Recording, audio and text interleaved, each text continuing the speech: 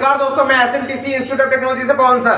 दोस्तों, एसएमटीसी इंस्टीट्यूट में आपको कंप्लीट स्टेबलाइजर का ट्रेनिंग मिलता है, जिसमें से स्टेबलाइजर में जितने प्रकार के आपका मशीन होते हैं दोस्तों, जितने प्रकार का आपका पीसीबी मिलने वाले हैं, जितने प्रकार के आपके ये ट्रांसफार्मर मिलने वाले हैं, इन सभी चीजों को एक एक पार्ट का प्रैक्टिकल ट्रेनिंग आपको मिलने वाला है। दोस्तों, स्टेबलाइजर का कंप्लीट ट्रेनिंग चाहिए तो आप एसएमटीसी इंस्टीट्यूट में ज्वाइन करें। दोस्तों, इस वीडियो में पूरा कंटिन्यू बने रहे, आपको हमारे ट्रेनर स्टेबलाइजर का complete training practical, digital board और लाइव बोर्ड में भी दोनों में आपको बताने वाले हैं। तो कंप्लीट इस वीडियो को नॉलेज लेना चाहते हैं और कौन सा पार्ट्स किस काम के आते हैं, उसको चेकिंग कैसे करेंगे, उसको रिपेयरिंग कैसे करेंगे और कैसे कनेक्शन करेंगे, उसके बारे में आज डिटेल जानेंगे। सबसे पहले हम लोग जब स्टेबलाइजर का बात करते हैं तो सबसे पहले हम लोग ऑटोकट स्टेबलाइजर लेते हैं। इस ऑटोकट स्टेबलाइजर के बारे में पूरा डीपली नॉलेज सीखेंगे।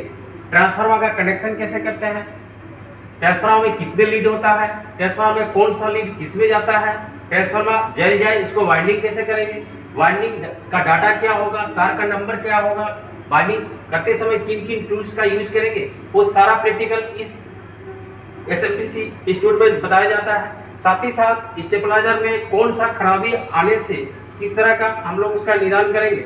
जैसे मान लीजिए ऑटोकट स्टेबलाइजर में वोल्टेज बढ़ रहा है लेकिन वोल्टेज घट नहीं रहा है, अपने एक निश्चित आउटपुट वोल्टेज के बाद ऑटोकट नहीं हो रहा है, तो हम लोग इन समस्या का समाधान कैसे करेंगे, कौन कौन का पार्ट्स चेक करेंगे, उसके लिए हम लोग को ऑटोकट किट का यूज कैसे करेंगे, इसको चेक कैसे करेंगे, कनेक्शन करेंगे कैसे।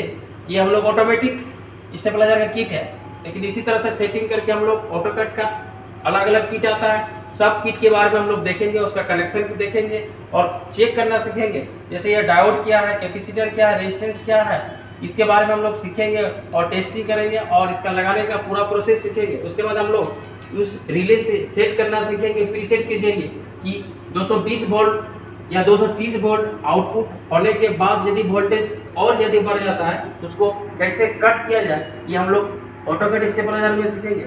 ये हम लोग का पावर केबल है, जिसे ऑटोकट स्टेबलाइजर को इनपुट वोल्टेज दिया जाता है, साथ ही साथ उस वोल्टेज को स्टेप अप करके आउटपुट वोल्टेज निकाला जाता है। इसलिए हम लोग इस जगह पे एक आउटपुट सॉकेट लगाया है। साथ ही साथ हम लोग को एक वोल्टमीटर लगाएंगे। इस वोल्टमीटर के जरिए यहाँ पे एक वोल्टमीटर लगा देते हैं। इस वोल्टमीटर के जरिए हम लोग देखेंगे कि इनपुट वोल्टेज कितना है और आउटपुट वोल्टेज कितना है। इन दोनों वोल्टेज के एक ही वोल्टमीटर से देखने के लिए हम लोग पीए स्विच का यूज करते हैं और जब जिसका जरूरत हो उस वोल्टेज को हम लोग देखते हैं।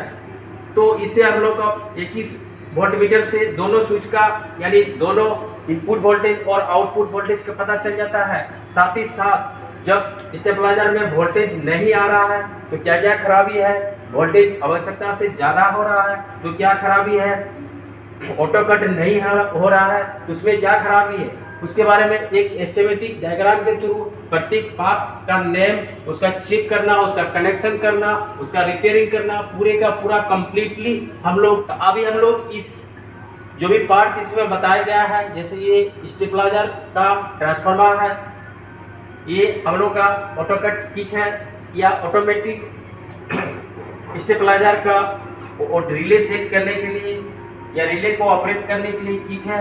ये ट्वी स्विच है, ये पावर बोर्ड है, ये आउटपुट सॉकेट है, ये हम लोग का स्टेप डाउन ट्रांसफार्मर है जो इस पीसीबी को चलाने के लिए यूज करते हैं स्टेप डाउन ट्रांसफार्मर को, और वोल्टेज अप करने के लिए, स्टेप अप करने के लिए स्टेप अप ट्रांसफार्मर का यूज करते हैं। ये सब को बारी बारी से हम लोग प्रैक्टिकली देखेंगे और कौन सा खराबी आने से इस तरह से चेक करेंगे मल्टीमीटर के जरिए, उसको टेस्टिंग करना, उसको रिपेयरिंग करना और जो रिपेयरिंग नहीं हो पाएगा उसको रिप्लेस करना, रिप्लेस के बाद टेस्टिंग करना। ये कम्प्लीटली हम लोग फिजिकली देखेंगे उस पार्ट्स को। तो चलिए आगे चलते हैं बोर्ड। दोस्तों, अब आपको जितने भी हमारे सर डिजिटल बोर्ड में बताएं वो सारा आपको प्रैक्टिकल दिखाने वाले, बताने वाले, तो वीडियो में कंटिन्यू रहे। दोस्तों, ये स्टेबलाइजर देख रहे हैं, उठाने में भी काफी भारी भरकम है और ये ऑटोकट स्टेबलाइजर और ये ऑटोमेटिक, दोनों के बारे में कंप्लीट ट्रेनिंग आपको यहाँ पे प्रोवाइड होता है, वो भी प्रैक्टिकल ट्रेनिंग। इन सभी कंपोनेंट के बारे में, सभी कनेक्शंस के बारे में, जितने भी कंपोनेंट लगे हुए हैं, कैसे कनेक्शन होता है, क्या बीमारी आने पे कौन सा इंजेक्शन डालना है, वो सारा चीज आपको सर यहाँ पे प्रैक्टिकल ट्रेनिंग देते हैं। तो सर एक्सप्लेन करेंगे एक एक करके। हाँ, सबसे पहले हम लोग ऑटोकट स्टेबलाइजर में देखेंगे ऑटोकट स्टेबलाइजर का काम कैसे करता है, काम करने का प्रोसेस कैसे करता है, उसका कनेक्शन कैसे करेंगे, उसको बारी बारी से समझेंगे और प्रत्येक का नाम भी समझेंगे। तो सबसे पहले हम लोग जब भी ऑटोकट स्टेबलाइजर का नाम लेते हैं, जिसका काम है कि स्टेप अप वोल्टेज आउटपुट करना। जैसे मान लीजिए आपके घर में कम वोल्टेज आ रहा है, तो आप ऑटोकट स्टेबलाइजर लगा करके उस वोल्टेज को आउटपुट ज़्यादा ले सकते हैं, उसके लिए स्टेबलाइजर का जरूरत पड़ता है। तो सबसे पहले हम लोग मेन कोड के जरिए इसमें स्टेबलाइजर में वोल्टेज को इन कराते हैं। साथ ही साथ इस वोल्टेज को इन हम लोग को डीपीडीटी स्विच के थ्रू जाता है, डीपीडीटी स्विच से रोटी स्विच में जाता है, रोटी स्विच से ऑटो ट्रांसफार्मर या स्टेप और ट्रांसफार्मर से उस वोल्टेज को बढ़ा करके फिर रोटी स्विच में लेते हैं, और रोटी स्विच से फिर डीपीडीटी स्विच में आता है। डीपीडीटी स्विच के बाद फिर हम लोग रिले में कनेक्शन करते हैं और रिले से आउट करके आउटपुट सॉकेट को देते हैं। ये प्रोसेस हम लोग का रहता है एक ऑटोकट स्टेबलाइजर में। इन प्रोसेस में कहीं भी दिक्कत आ जाता है, मान लीजिए आपका डीपीटी स्विच खराब है तो उसको कैसे चेक करेंगे, कैसे रिप्लेस करेंगे, कैसे कनेक्शन करेंगे, रोटी स्विच खराब है उसको कैसे चेक करेंगे, इसके बाद इसका कनेक्शन कैसे करेंगे, इसका चेकिंग कैसे करेंगे और इसको इसमें लगाएंगे कैसे, उसके बाद ये ट्रांसफार्मर खराब है इसको कैसे चेक करेंगे सीरीज टेस्ट लैम्प से, मल्टीमीटर से।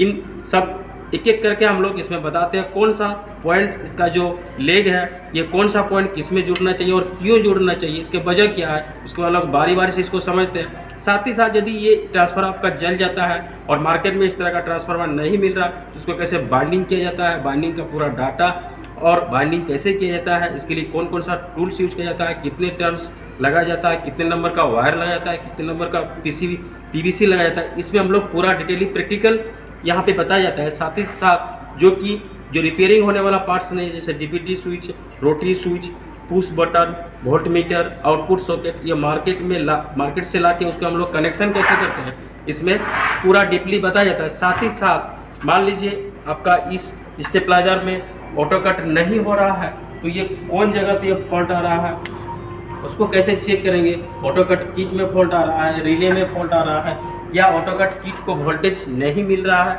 इसके बारी बारी से हम लोग उसको चेक करते हैं, उसका कनेक्शन करते हैं एस्टिमेटिक डायग्राम के थ्रू। साथ ही आज इस स्टेबलाइजर को पूरी तरह रिपेयरिंग करके इसको बना सकते हैं। अगला हम लोग चलते हैं ऑटोमेटिक स्टेबलाइजर में। तो ऑटोकट स्टेबलाइजर की तरह ही ये वोल्टेज आउटपुट फिक्स वोल्टेज देने वाला ये स्टेबलाइजर, जिसको ऑटोमेटिक स्टेबलाइजर के नाम से जानते हैं। ऑटोमेटिक और ऑटोकट में सिर्फ इतना ही फर्क होता है कि ऑटोमेटिक में वोल्टेज हम लोग का एक बार सेट कर देने से बारी बारी से उसको सेट नहीं करना पड़ता, यानी उसके लिए कोई रोटरी स्विच यूज नहीं करता है। और ऑटोकट में एक रोटरी स्विच यूज किया जाता है कि वोल्टेज कम आए तो वोल्टेज अप करें, वोल्टेज ज़्यादा आए वोल्टेज डाउन करें, लेकिन ऑटोमेटिक में ऐसा नहीं होता है। ऑटोमेटिक स्टेबलाइजर में एक ट्रांसफार्मर दिया रहता है जिसको हम लोग ऑटो ट्रांसफार्मर या स्टेप अप ट्रांसफार्मर कहते हैं। इसी ट्रांसफार्मर के वजह से वोल्टेज अप किया जा सकता है और ये रोटरी स्विच के बदले को काम हम लोग रिले के थ्रू करते हैं और इस रिले को संचालित करने के लिए एक रिले किट का यूज करते हैं। इस रिले किट का कनेक्शन कैसे करेंगे, रिले के साथ रिले को कैसे चेक करेंगे, किट को कैसे चेक करेंगे, ये सब पूरा डिटेल बताया जाता है। साथ ही साथ एक वोल्ट मीटर यूज करते हैं। इस वोल्ट मीटर से हम लोग पता करते हैं कि इनपुट वोल्टेज कितना है, आउटपुट वोल्टेज कितना है, इसका कनेक्शन कैसे करेंगे। साथ ही साथ हम लोग एक पावर एलईडी रखते हैं कि अभी स्टेबलाइजर में लाइन आ रहा है कि नहीं, वो पता करने के लिए तो पावर एलईडी का कनेक्शन कैसे करते हैं। साथ ही साथ इस पीसीबी को यानी रिले ऑपरेट किट को चलाने के लिए स्टेप डाउन वोल्टेज का जरूरत पड़ता है, जिसके लिए अलग से हम लोग स्टेप डाउन ट्रांसफार्मर का यूज करते हैं। इस ट्रांसफार्मर को स्टेप डाउन वोल्टेज मिलता है, साथ ही साथ उस स्टेप डाउन वोल्टेज को इस पीसीबी में वोल्टेज एसी वोल्टेज लेने के बाद उसको डीसी में कैसे कन्वर्ट करते हैं, उसके लिए डायोड कैपेसिटर कैसे लगाते हैं, कौन सा नंबर का डायोड लगाते हैं, उस डायोड को कैसे चेक करते हैं, डायोड का एनोड कैथोड क्या है, इसके बारे में पूरा डीपली स्टेबलाइजर में बताया जाता है। साथ ही साथ इसमें कौन सा फॉल्ट आने से हम लोग कौन सा पार्ट्स को चेक करेंगे और कैसे चेक करेंगे, उसके बारे में भी यहाँ प्रैक्टिकली नॉलेज दिया जाता है। साथ ही साथ इस ट्रांसफार्मर जल जाता है, इस ट्रांसफार्मर को कैसे बाइंडिंग करेंगे, बाइंडिंग डाटा कैसा है, कितने नंबर का है, कितना टर्न दिया जाता है, उसके बारे में पूरा प्रैक्टिकली SMTC इंस्टीट्यूट धनबाद में सिखाया जाता है। दोस्तों आपने अभी ट्रांसफार्मर के बारे में, ये क्या है सर? दोस्तों अभी आपने ऑटोमेटिक ट्रांसफार्मर के बारे में सर ने एक्सप्लेन किए। दोस्तों इस चीजों का पूरा step by step practical training आपको चाहिए तो SMTC इंस्टीट्यूट में आप ज्वाइन करें और कंप्लीट प्रैक्टिकल ट्रेनिंग को कंप्लीट करके खुद का रोजगार खुद से शुरू कर सकते हैं। दोस्तों आज का टाइम आ चुका है कि अपना रोजगार खुद शुरू करें।